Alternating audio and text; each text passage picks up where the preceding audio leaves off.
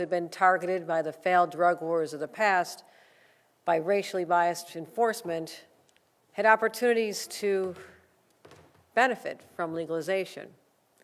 It was an approach that no other state has attempted, and I still continue to believe that these goals are worthy and just. But it's fair to say that New York's emerging cannabis industry has had plenty of challenges before it. Some of them beyond our control, like litigation from out-of-state mega corporations trying to undermine our goals that set us back for at least 9 months. And actually, some are related to challenges within my administration. Now, I've been frank with New Yorkers that I'm not satisfied. I even used the word disaster to describe the status quo. So, today I'm here to announce an overhaul of the Office of Cannabis Management based on a review that was recently completed. I'm proud today to be joined by Commissioner Moy of the Office of General Services and First Deputy Superintendent Chris West, who will lead our cannabis task force within the New York State Police. Let me be clear. There are deep-seated issues at OCM, issues that have limited its ability to fulfill its licensing role, a complicated application process for prospective business owners.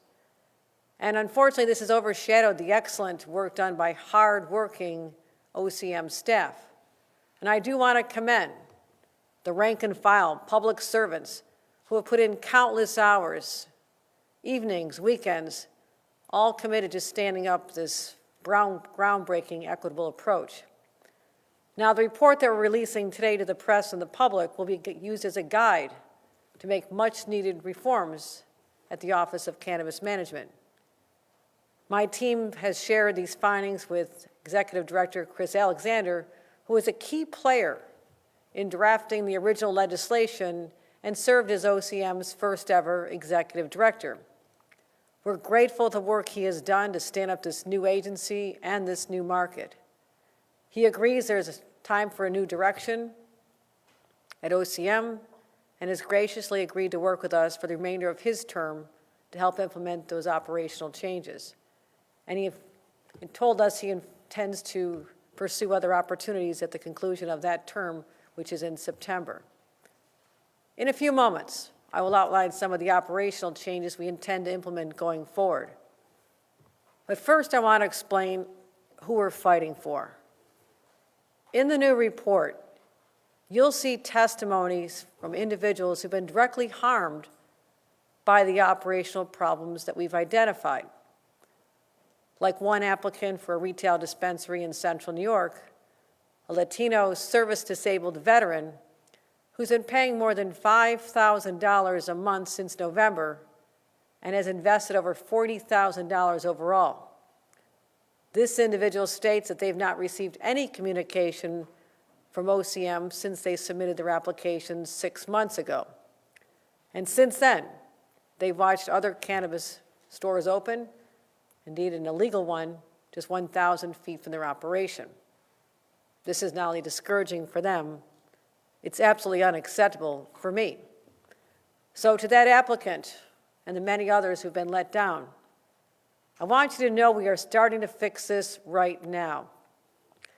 Because these are the people the law was intended to benefit, and they are the New Yorkers we're fighting for.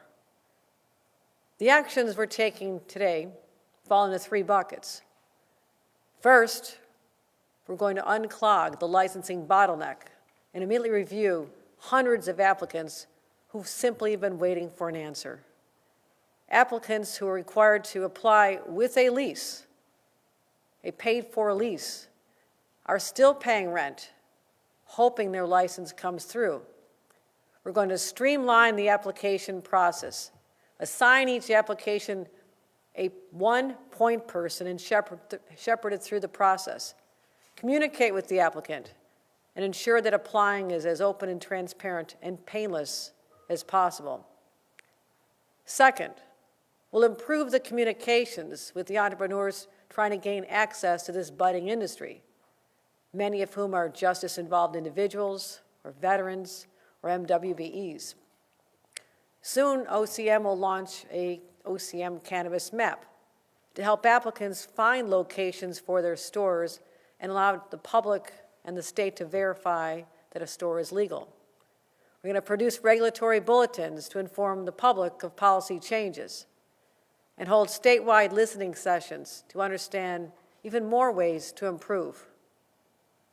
Finally, we're going to transform OCM itself. It's past time for OCM to move from a startup mode into a fully operational regulatory agency, one with stronger internal controls and a reconceived organizational structure. We're going to prioritize hiring and training new staff capable of strengthening key agency operations, fill senior roles focused on agency operations, customer service, internal controls. And as the market grows, so will the need for compliance and enforcement. So we plan to grow those teams as well. Now, those measures will significantly enhance OCM's ability to serve New Yorkers. And they're building on actions that we've already taken. We're taking the illegal cannabis shops that destabilize our neighborhoods, taking them on with a plan that padlocks doors, allows localities to pass laws of their own, and goes after the landlords who knowingly rent to illegal shops. I fought for the authority in my budget to be able to do all this, because we know the fewer illicit shops, the more room there is for licensed stores, which are overwhelmingly minority and women-owned. We want them to flourish and to grow. We're also launching a task force to go after illegal suppliers, and I'm proud to announce that the state police will take a leading, coordinating role with this operation beginning on Monday. This task force will deploy teams of investigators and analysts all across the state. We'll work closely with OCM enforcement with the aim of closing as many illicit stores as possible over the next 90 days. We're not just cracking down on the bad actors, we're working to support the good ones as well. Just last month, the Cannabis Control Board approved a further 101 adult use licenses, bringing the total number of approved licenses in 2024 to over 400. And today, we've made even more progress, having approved over 122 more licenses, bringing the total for this year to 541. Let me say this. Today is not about pointing fingers. It's about pointing OCM in a new direction and implementing solutions that work for everyone, from New Yorkers eager to open their own legal shops, to growers who've waited too long for a market for their harvest, to the New Yorkers who are sick and tired of the unlicensed retailers who've taken over their neighborhoods. I'm grateful to Commissioner Moore and her dedicated team who will continue to be a trusted advisor to me as we implement the report's recommendations. And to my team in the executive chamber, they will take a larger role in this process in the interim. So together, we're taking a much needed steps, long overdue, to make cannabis program in New York successful and work as promised. It promised to deliver prosperity and opportunity that we know it can, and do so equitably, efficiently, and effectively. Thank you, and right now I'll turn it over to Commissioner Moore to add some more detail, then First Deputy Superintendent Chris West to discuss our enforcement actions before we take questions. Thank you.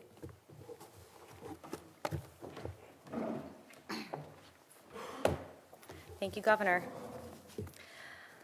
Earlier this year, Governor Hochul asked me to assemble a team of leaders from across the state to take a look at the opportunities to improve services at the Office of Cannabis Management. And I can't thank that group of leaders enough for their work. While the findings of this report do show that there are opportunities where there is growth in the agency that is needed, where there are ways in which we can shore up their operations, I want to note that these types of assessments are incredibly critical for us to be able to deliver on our mission as public servants, serving New Yorkers. Now, during this assessment, the task force was asked to take a look at the agency operations, and we've conducted over 50 meetings with agency staff, leadership, industry stakeholders, looking side by side at the systems that they use, the ways that you have to go through applying for a process or applying for an application, the applications themselves, and every bit of communication that has come out from the office. It's a significant amount of work. And it allowed us to have better insights into what it's going to take in order to make things work for New Yorkers and for the industry. Those areas for improvement include the need to centralize the operations and licensing, making sure that individuals have better clarity around the process and that there's a better ability for the team at OCM to be able to understand all aspects of the work and prioritize their applications from beginning until end. We know they face challenges at a staff level in customer service. They need better technology that allows them to make the phone calls that are necessary out to staff. They need the individuals who are going to help them provide the content that provides clarity to the market. And we need a step-by-step guide that allows applicants to have better transparency into what it takes in order to make sure they're successful through that process. We know they also need better data because those are challenges. Their systems are complex, their spreadsheets are many, and those trade-offs prevent them from being able to have real insights into the progress of applications. We've got to fix that. And we know relative to those technologies, we need to either use the systems that exist, leverage existing technology when needed or necessary, and try to execute on behalf of New Yorkers. Now, this task force responsibility was to find solutions that would help to improve communications and to also streamline the licensing process. Now, once OCM implements these solutions, it will not only improve transparency and open lines of communication, but it will also help to improve the equity clause in the MRTA legislation. When we enhance data, when we provide better information, when we allow people to make decisions about what they want to do with their business through the application process, around what is happening within their communities, we can all have more informed decisions. And I will say one of the great successes of this task force is the ability to point to the problems, which I think we all knew in some level that things were not working the way that they needed to. And we could see that from the staff who were frustrated that they couldn't provide better solutions. Everyone wants OCM to be successful. We want it for their staff, we want it for the leadership, and we want it for the New Yorkers who want to see this industry thrive. It's important. So when we make that commitment, it requires that all of us work together. We did a very deep dive into the licensing operations, and we worked collaboratively with the team. We looked at their performance measures. We've shown them some mock-ups of what it could look like in order to improve that supervisory data, and I want to thank the group that was a part of that effort and was looking forward to something better. These solutions, which you'll see in the report, include a push towards centralizing and uplifting the operations work to unclog that licensing bottleneck, improving communications and enhancing transparency so that there's an individual that you can talk to, which is a very basic request from government, knowing that you can ask a question and that you're going to get a response. And developing a 5-year plan, which I personally think is very important, that allows to provide some sort of path forward for an agency so that you can fix a problem today and not talk about it again next year. And that is our hope, to build a foundation and move forward. By building and maintaining upon New York's commitment to equity, restructuring and streamlining this process, we can ensure that the social equity clause that is a part of New York's cannabis market will continue to be successful. This assessment team looked at the policies and procedures and the regulations, ways that they can streamline, and OCM, to its credit, and the team that works there, have already started to move forward, looking for ways to make actionable those recommendations so that we can move into the next phase. With the assistance of our teams, OCM is currently bolstering its staffing levels, both those that are permanent as well as those who are temporary, to help move through this bottleneck. And we believe that these solutions are going to really dramatically improve things for the industry. We are currently recruiting for vacant licensing processing positions that will increase the size of the licensing team by 40%. I want to note that improvements do not happen overnight, but I'm confident that our turnaround plan will help to unclog the bottleneck, get answers to those applicants, and streamline the licensing process by just assigning individuals to get the work done. I want to point out that building a legal adult use cannabis industry in New York State has been a challenge for numerous injunctions. It was difficult work to get here. and I want to credit everyone who has been a part of that process. Governor Hochul remains committed to redress the harms from cannabis criminalization and to foster an equitable market that gives back to people and those in the community that were adversely impacted. When we make commitments to individuals and we ask them with a promise of a new industry that we're going to deliver on a license or we're going to deliver on an answer, we must get it done from the state's perspective. And I look forward to continuing my work, of course, at OGS, my favorite agency and the best job I've ever been in, and being a part of this administration and also helping a fellow agency to get on its feet and move forward in a positive fashion. So I want to thank you, Governor, for that opportunity, and I look forward to moving forward.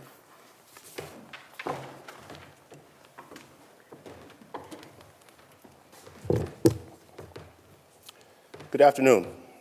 I'm Chris West, First Deputy Superintendent of the New York State Police. I want to start by thanking Governor Hochul and her leadership for her trust in the men and women of this agency. The State Police will lead this enforcement effort in coordination with the Division of Criminal Justice Services, the Attorney General's Office, the Office of Cannabis Management, and the New York State Department of Tax and Finance. Our target on the criminal side will be the drug traffickers that are flooding New York State with illegal cannabis, supplying the shops that have set up all over the state, disrupting the legal market. This illegal activity is simply not fair to those who have followed the law and made substantial investments in their businesses. The unregulated sale of cannabis also poses a danger to users, as the illegal supply is not tested for substances that could cause health problems. If you buy from one of these illegal shops, you put your own health at risk. These shops are also known to sell to minors.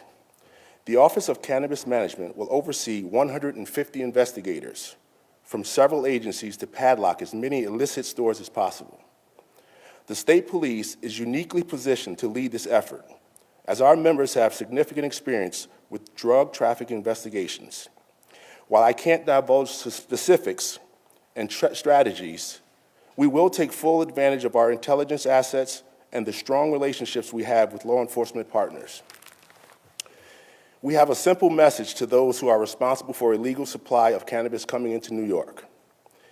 We will aggressively investigate your operation, we will disrupt your illegal activities, and we will prosecute you to the fullest extent of the law. Thank you.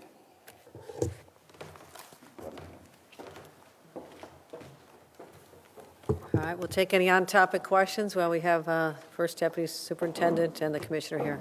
Let's go from this side to that side, John.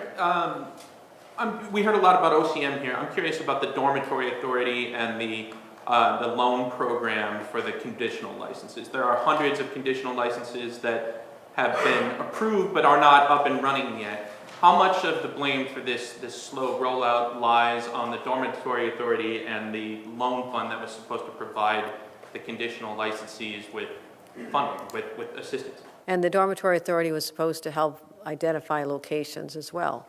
We are transitioning from that as being the model, but when you're talking about internally within OCM, our focus has been on the question, why haven't more applications been reviewed, notified of their disposition, and started? So that is our primary focus. I don't think that DASNY was a primary driver of the inability of this agency to ensure that right now there's been over 1,000 applicants that have not been reviewed. This is part of the fall tranche. We thought they would be reviewed.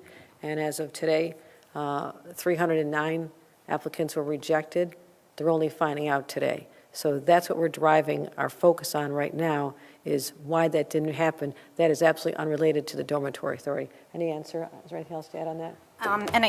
So part of our assessment did not look into the DASNY activities or relative to what it takes to get opened. I will say that when we look at the ways that we can move forward through this licensing process, folks need to just get answers. And there's an entire set of individuals that have put in their applications, that have identified locations, that in some of the letters that we've reviewed in communications, where they feel as though they've built out their spaces and they're ready to go. So our job is to make sure that for those individuals in that November queue, the ones who have put in their applications, that we can get them going, we can get them moving, we get those applications processed, and that is one of our top priorities. So, I'm sorry, the DASNY part of this was not part of the review? It was not within the assessment, no. Is there a particular reason for that, Governor? Part of the reason why the assessment was not included, well, I defer a little bit, but I think one of these challenges, I apologize, Governor, our goal was to focus on the licensing process and how to unclog that bottleneck. So we were not looking at the applications within CARD in which they were working with DASNY. If you don't get through this first step, the other part isn't relevant, John. I mean, that's why you start by saying, why don't we have more people approved, and those who are not approved, why don't they know about it? Those who are approved, then next step is to avail themselves of loans and other resources, but they're not even getting to that. We will certainly look at all elements of this supply chain, if you will, but let's figure out why people have been waiting, spending thousands of dollars of their hard-earned money to have to pay rent in a facility that is vacant because they have not received timely notification. So that was the urgent crisis that we looked at, but certainly DASNY will be examined as well. Governor, the farmers in this market have said for many months now, over a year now, that they're afraid for the future of the market if they don't get some sort of help soon. There's no cannabis farmers fund in the budget this year, but what's your message to the farmers who are now saying that they might have to close, and without them, there's no legal industry to speak of? No, we have other ways that we're helping the farmers, and we've been in constant communication. Our agency responsible for cannabis, agriculture, Commissioner Ball, has been very engaged with the farmers and trying to find some lifelines for them to hold on. But the best thing we can do for the farmers for this growing season is to have a legal outlet for them. And that is why I also approach this with the urgency that's required. We realize that this November tranche was supposed to result in plentiful business for those farmers this year. It got jammed up, didn't happen, I'm saying. So now our focus is unleash those opportunities. The farmers will benefit as really as this growing season. Dan? For all these applicants that spent all that hard-earned money, is there a way that the state could reimburse them for that, since technically it was the state's fault, or should the state reimburse them? Something worth examining, but certainly there's always a risk involved when other people have to put money forward to apply for a license. They also, there's no guarantee. You know, if you're applying for a liquor license, and you may have your location already, and you get denied your liquor license. So there are analogies with other agencies as well. For the commissioner, so as I understand, OGS was supposed to assist OCM with hiring staff. Can you address the failures within OGS in bringing on new staff? It really wasn't outlined in the report, so could you add to that? Sure, I'm happy to. Look, the Office of General Services hosts multiple agencies, including the Office of Cannabis Management. We've helped other agencies to set up. We are, at the end of the day, as with any HR department, we do what is requested from an outside agency. You have to put in the request. We have to talk about prioritization. You have to let us know what you need. And so I speak from this with a little bit of my OGS hat on, because that was not the reason why I ran the assessment. But the team worked very hard to try to advance the positions that need to take place. And I want to acknowledge that when this agency launched, they launched in one of the hardest labor markets in our time. They had challenges in terms of recruitment, in terms of hiring, in terms of retention and turnover. And so also, when it comes to the state process, there are processes in order to be hired. We're talking about individuals who are going through a civil service process, and that requires, from an organizational perspective, that you have individuals that understand the lead time in order to be able to hire, what it takes in order to classify positions, determining which of those positions you need to have within the agency, and that requires greater specificity. And that's the type of depth that we want to grow within the agency to be able to have good partners that are thinking through their prioritization. I recognize that these are challenges. Just taking off my OGS hat, coming into state government or in leading any type of agency, it can feel Byzantine. And the turnaround times to hire in the private sector versus the public are just vastly different. You have to plan. And that requires, when you're thinking about your priorities, where you have maybe a limited number of positions, that you're moving through them. I'm really proud of one of the items that we found in the task force, was that we are positions that were classified by civil service but actually hadn't been posted. And we worked immediately to make sure that that those positions were posted. We have those civil service titles out there. Not only have we immediately gotten out there through the New York Helps program, and I want to give a real big shout out to civil service because they were able to push through the New York Helps program that allows for individuals to hire and apply very quickly. We were able to post the position within the last 6 weeks. We have applicants and they were sent over. So a lot of this work just requires some prioritization and teamwork. And I will say the other side of it, and this is really not to cast blame and is not my interest in making any accusations, but when you know it takes a long time in order to hire, you start thinking about other opportunities. Is there a chance through my budgeting process to be able to use a temp agency? Am I able to borrow from other agencies? What does that support look like? And the wonderful things about being within this state administration is being able to contact another agency to ask for support. And so the Department of Labor and Commissioner Reardon lent staff to OCM and have graciously agreed to increase the number of individuals that go over. For the task force that we're talking about for enforcement, 150 individuals are being lent from other agencies in order to make that work effective. So I think part of the activities that we're talking about are how do we take a step back from the confines of what I think is the instruction and start to move things forward. And so respectfully, and I think it's a great set of individuals that are there, but it really requires that we start talking with our team members, not replicate or creating your own path, but trying to look broadly from a state perspective, and I think that's the vantage point that we're trying to bring through this assessment. It sounds like you're kind of harkening back to some of the reports finding about a lack of leadership, effective leadership within OCM, but that OGS was constantly willing to assist. Is that a accurate characterization?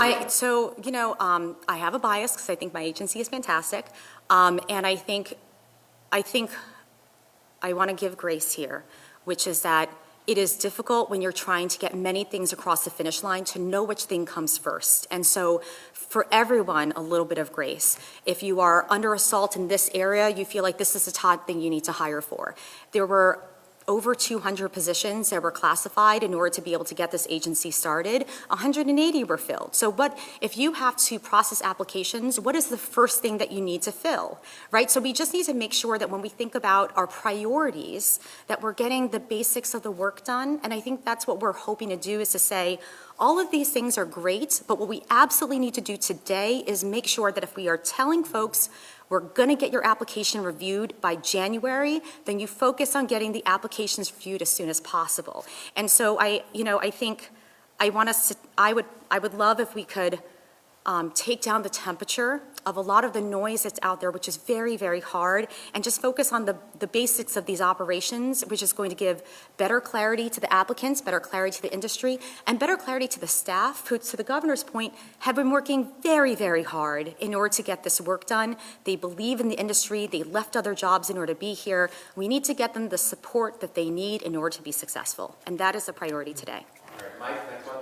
Governor, are you saying that you haven't looked yet at trying to make these people, like the Latino veteran, whole from this process? If you haven't looked at it, how likely is that reimbursement? I don't believe that the law envisioned an opportunity to reimburse people who, these are the rules that were set up, that you would have to have a facility, a space before you could apply. That was put in the law as a requirement, I believe, or was that a regulation? But that I'm saying that this is something that is a new experience, a new finding, and there's a lot of trust that these applications are being reviewed starting in November, that they would get answers. You've heard some of the challenges, and so I'm going to look at everything because this is a new dynamic, that there's people who are out money who were relying on this. But on the other hand, there was no guarantee that you would get a yes. So The law also didn't anticipate this kind of a mess up. No. And that's why I'm saying it is, go ahead. I apologize. If I may, there were a lot of different communications that were sent out around the targets, how many applications will be processed, expectations. I anticipate, I suspect that the policy team that is working on it are taking a look at all opportunities, but there's a lot of pieces to sort through in terms of the communications that might have been in a town hall or through an FAQ, and I would expect, and I apologize for interjecting, but I am sure that there are lots of different conversations that are going to just get started, and I recognize that we just recently passed this report to your team, for which I am thankful for everyone who worked very hard on it. So I'm giving the governor some grace. I'm sure that the teams are going to be looking at what is there, and ways to sort of move forward. Are you saying they should have understood that this was a risk of this great? The communications were challenging when it came down to how many applications were going to be reviewed, and I think that to the frustrations of the applicants. There are a set of requirements that are used for, I'm getting a little wonky, if you applied within the time frame being in October to November, November to December, the guidance that was provided around how many applications were going to be their targets to review, how many applications they planned on approving, and that's part of the confusion that's existed around how many businesses were expected to be open at this time frame and how to balance that to many individuals' perspectives against the amount of product that is available, which is available from the farmers. So I just think, I'm just noting that there are different guidance that has been issued around the risk relative to the application. And in some areas, there were discussions about, there were guidance that said we were going to review a certain number and there is no guarantee of a license. And there are other areas in which it feels like the guidance around whether or not you needed to have a lease or rent was unclear. And I think it'll take some time to work through that, and I know that the team is evaluating it. Dave, how likely is a reimbursement for these people? I'm sorry? How likely is a reimbursement for these people? That is not something that I can answer, but I apologize for Let me say this. interjecting. In the interest of being transparent and disclosing to the public and the media information upon our receipt with very limited time for review, we need time to evaluate, who's been harmed. Did they rely on information that said you would be approved and was not? I mean, there's a lot of data. I guarantee it's going to be case by case, because if it's established that it's clear that you have to do this, but there's no guarantee of being selected, or as she's saying, there's a lot of vagaries that my interest was, to come forward to say, we are going to find the answers. We're going to put this on the right path. We're going to, make sure that these mistakes are not ever to occur again in the future. So I'm forward-looking right now, but that does not mean that we won't examine every element of what has surfaced as a result of that and see if we can make things right. All right, David Lamar, last one. Governor, a lot of the issues that you and Commissioner Moy have highlighted today have been identified either in the media or by stakeholders for a couple of years now. So what was it about this spring that prompted the review? Well, we have been internally trying to improve communications, and that's been a source of frustration for my team. As we heard from people anecdotally, even out in the community, people saying, I have not heard anything. So again, it was this November tranche. Expectations were in January, people would start to hear. And when we found out that there were meetings called that would have only a minuscule number of approvals, that's when I called out months ago saying this is not right now. The earlier genesis of the time involved really had to do with a lot of the staffing issues, as was mentioned. There was litigation for 9 months that stopped the process. So there were other variables that conspired against success early on, but it was this most recent fall to spring class of applications that I found a lot of inaccuracies and inefficiencies, and I wanted to send in someone who was had an eye toward organizational management, who understood the capabilities of government and found out where we're missing. Why couldn't technology that is employed in other agencies be employed here to save the time of literally starting over? So that's just one example of areas where efficiencies could have been had, they were not, and now we're going to fix them. Right? All right, we're going to go over off topics. So thank you, everybody. Be back in a second. Hi, everyone. Getting ready for the LCA show, all of you? You should all be auditioning, not wasting your time here. Just a thought. Governor, to what extent are you involved in talking to lawmakers or interested groups in the final legislative stretch on the Safe for Kids Act? Very. This is a priority of ours. It's something that we had proposed, so obviously when there's something that we initiate and show support for, then we will work with the legislature to come up with the right answer, as opposed to something independent that they're doing that I will not weigh on until it's passed, and I weigh it then. So this is a little bit different. This is something that I've had events with in the city, joined with a lot of legislators supporting this. We did an event with Senator Gennardis and the Attorney General last fall on this. So this is an initiative that I support. We will find the right balance. We want to make sure that that we protect the interests of our children, number one. That is top priority. And making sure that we create an environment where these companies can thrive, but within limitations.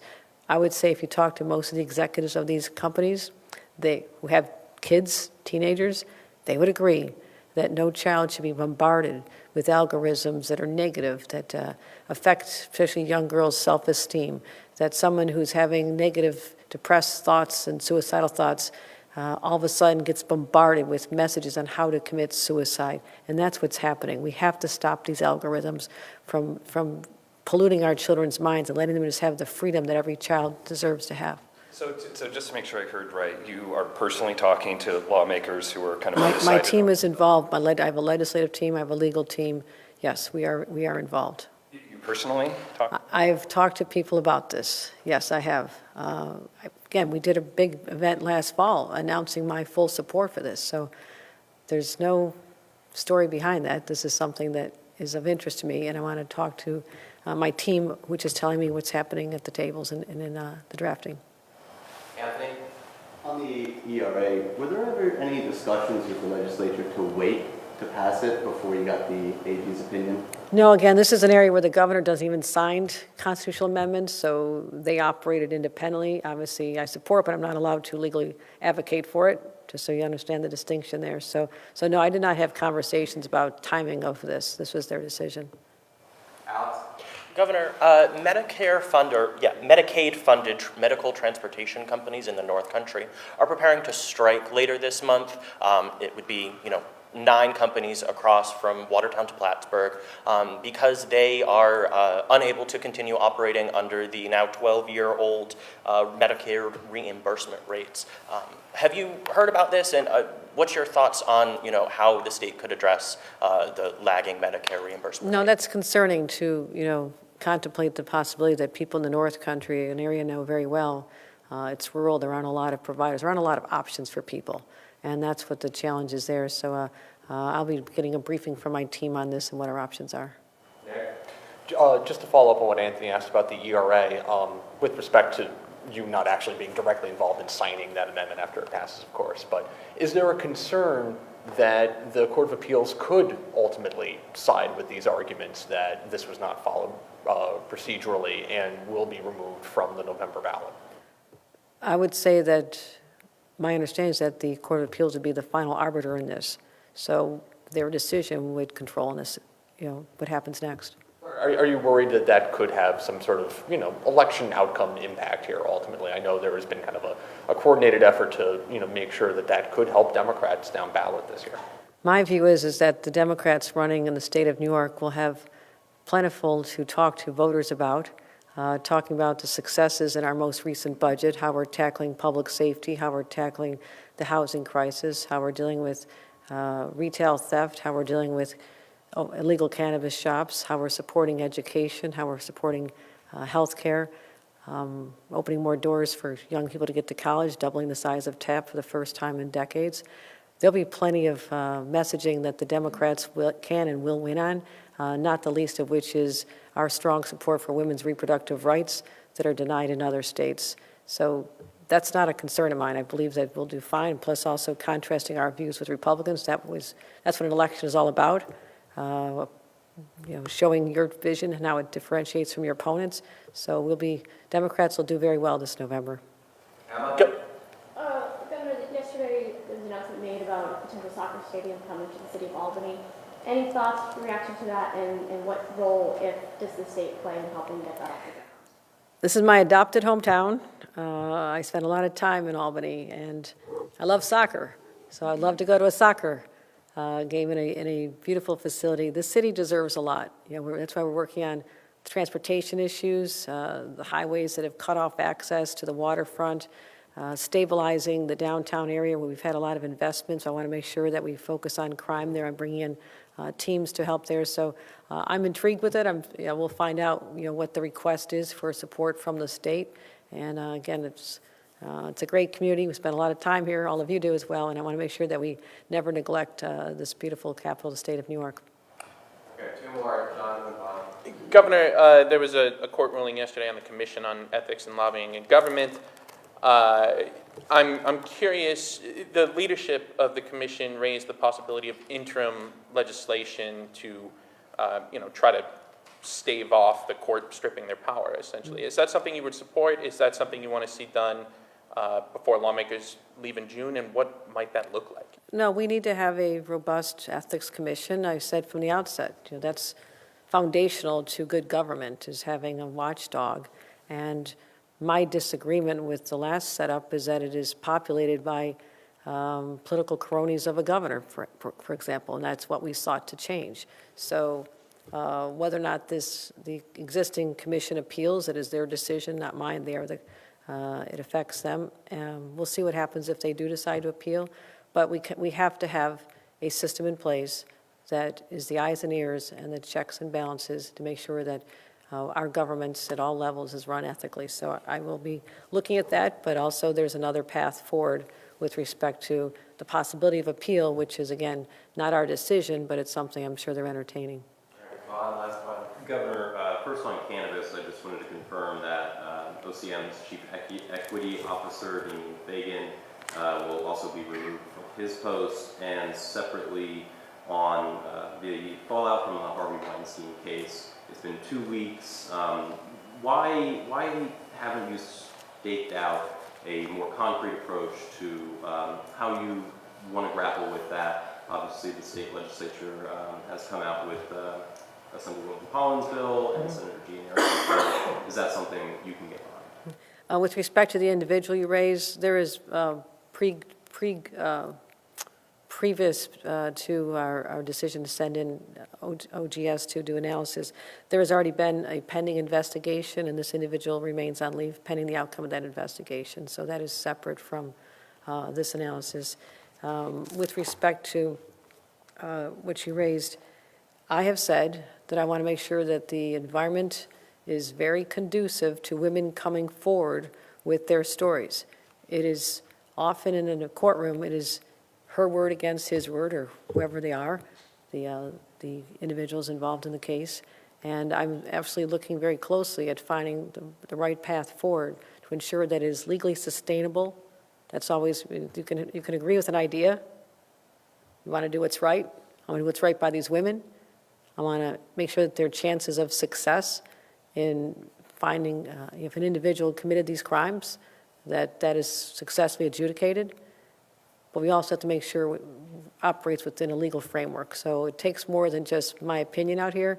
I have to work with my legal team, and we'll find out what what analysis the legislators are going through to get there. So I expect this will pass, and like other legislation, but I want to make sure we get it right. Do you have concerns that the bill in its current form, which really just implements federal guidelines on admitting evidence, do you worry that that's not legally sustainable? No, I worry about every bill. I mean, I will have probably, if history repeats itself, over 1,000 bills done this session. Last year, I had 500 put on my desk after about 1 week at the end. So part of our scrutiny and why it takes such a long time, we legally analyze everything, because otherwise you get a court challenge and you lose in court. And we have a good record of success, and I want to make sure that we are successful. So that's why this level of scrutiny is required now. So that doesn't, well, everything will be done before the end of session. We are on a fast track only because the clock is ticking. From your office's perspective, should your team be reviewing? No, because what's going to happen is they're going to pass their version of the bill. Then I look at what they have, and then we'd say, if we think it's legally sustainable, we can support, but I also know that we often see what they do, and that's the nature of a chapter amendment. We have hundreds of chapter amendments at the end of each session to try and fix something where, in the rush of doing many bills, something is overlooked, and so we are the final, final arbiter in a sense of, our view on whether or not this can go forward. So I know sounds like you're not getting a straight answer on this, but my values are with the women to make sure that they can have their day in court and have all the evidence that is necessary to be successful, to make sure that we stop people who abuse women. So that's clear. But in terms of the machinations that go into ensuring that it is done properly, because there will be litigation against, I'm sure, whatever occurs, and we want to make sure that that is successful. That is why there's more analysis involved than one might think. Thank you. Would you be committed to act on any legislation in time for a Harvey Weinstein retrial?